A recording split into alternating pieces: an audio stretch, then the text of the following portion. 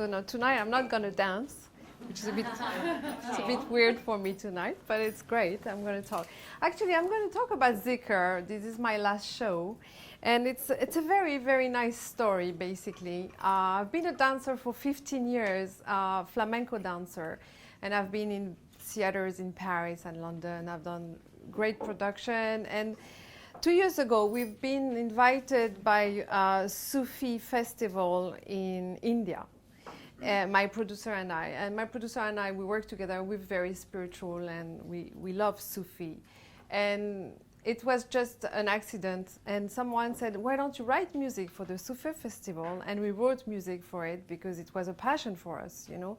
It was, in a way, a dream that we, both of us, carried in our heart, but we were not really, you know, allowed to think that one day we would be with all the Sufi master in Jodhpur, in India one day and performing. And it happened really, where we created this whole show from Sufi music to flamenco music because Jodhpur is the roots of flamenco, which is also very surprising because the gypsy started, they are from India and they started this route from India to Spain, which is basically the Silk Route. So we decided that this show would be really talking about that journey, the journey of the gypsy, but also the journey of the soul, because Zikr means remembrance to God, is really the subject of the Sufi philosophy, which is everything they're doing, they're always trying to connect to God and merge basically with the energy of God. And that's why the dervishes are, you know, turning and turning, and at one moment they just merge with one point, and that's when Zikr happened.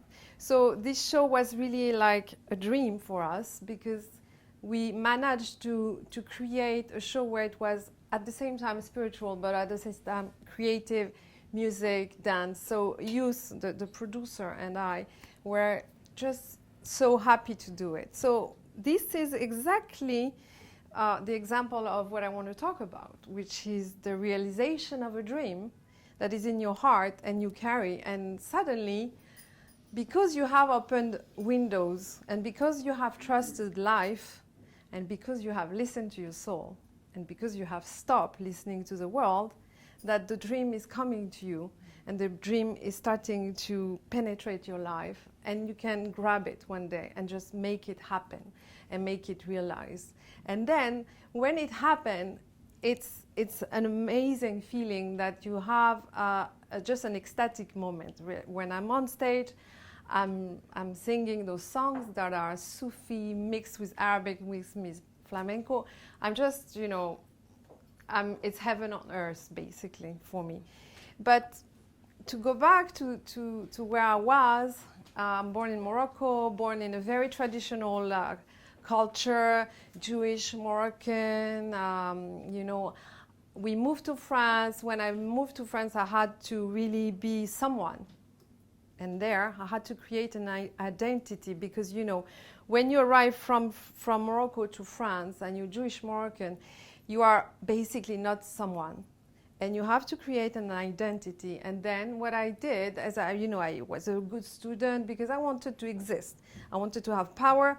I wanted to be a free woman. I hated to see those women not being recognized, etc. So I felt like, wow, I'm going to be a powerful woman and I'm going to have the best studies. And I did. I had an MBA, it was amazing, blah, blah, blah.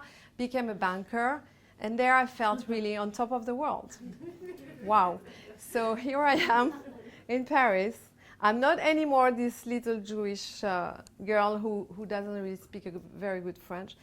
I'm on the top of the world. I earn a lot of money. And then suddenly in my life, I just start to realize that, well, you know what? I'm earning money, and you know what? I don't know, but it doesn't create a lot of excitement in me. It doesn't give me so much joy. And after 7 years in finance, this feeling of being, oh, I don't know if I'm really happy. The more I was succeeding, the less I was happy. So I felt like, well, I started to have anxiety until one day I had severe anxiety in the office where everything was, I had a huge vertigo during a very important meeting. And all that started to unfold in my life, where I really had a real spiritual realization of who I was. Like, well, I really don't know who I am, but I really know that today I'm not happy. And the problem is I really created that identity that is very strong and that is suiting the society, but doesn't work for me. So what is the way out, really? Where is success? Success, if you're not joyful and you're not expressing joy, I don't think success is valid. So I had an immense courage at that time where I felt like, well, it's time for me to reassess everything. And I had this huge call in myself, in my heart, to start listening to who I was. And I really started to be alone in my house, start to meditate. And I was just attracted like a magnet to meditation and to writing and to reading great masters like Initiation or so many amazing books from different cultures. I didn't want to go into the Jewish culture because I didn't want to be boxed again, you know. So I needed to open to all cultures. So basically, I was attracted to that moment of listening to my inner voice. And that's all I've done for 2 years. And I started to write. Writing became really my teacher. So the more I was writing and asking questions, what is happening, what I am. So I realized that I was really a soul who were a writer, and I was a dancer, and I was a musician. And all those years in banking felt like another dream where I was not happy. So basically, what I've learned is we all create an identity in order to survive in this world. And why do we do that? Because when we arrive here, we are a soul, but we are surrounded by a whole world who need us to become someone. And we transform ourselves to suit the world because we all need to be loved. So that's the main problem. If you are not loved, you're not suiting the society and you feel very poor.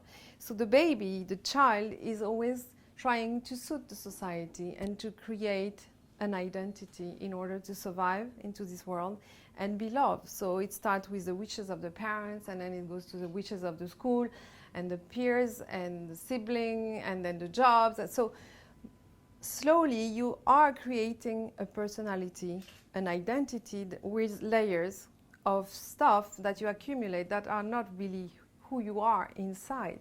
Because inside is your inner voice and your soul is telling you stuff you have when you are a small child, a conversation that is permanent with this inner voice.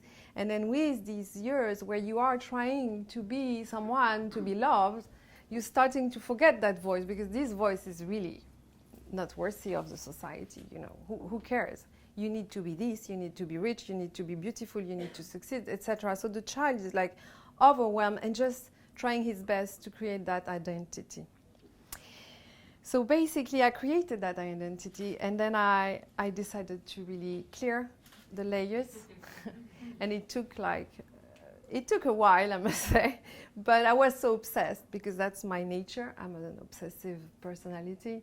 So I did it for a few years, and through the writing I received so much, so many wisdom came to me, and that was a huge gift. And when I left the job at the bank, it was like a kamikaze act, like, wow. Everybody was looking at me like she's completely mad. You know, how can you leave that? And after these studies, etc. So anyway, I was very courageous and evidently very fearful, but I was not saying. But I've done it, and then I learned to listen to my inner soul, and I started writing. And the more I was writing, the more I was discovering who I was, and was really spending time with me and listening inside myself. And that voice was suddenly bringing back all my dreams.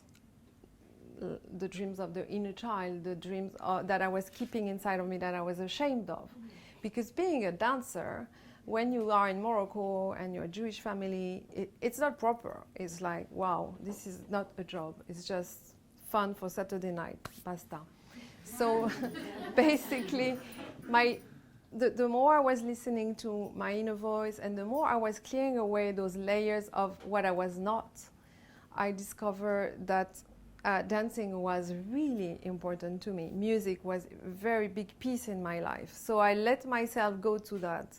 And I became more and more an artist. But I was still even not believing. Because it takes you so much in you to stop believing at this identity that you have built, because it's strong, it's so strong, and then suddenly fade it away, and then listening to your inner soul and know what's inside. Because inside it's your dreams, and your dreams are your sacred path.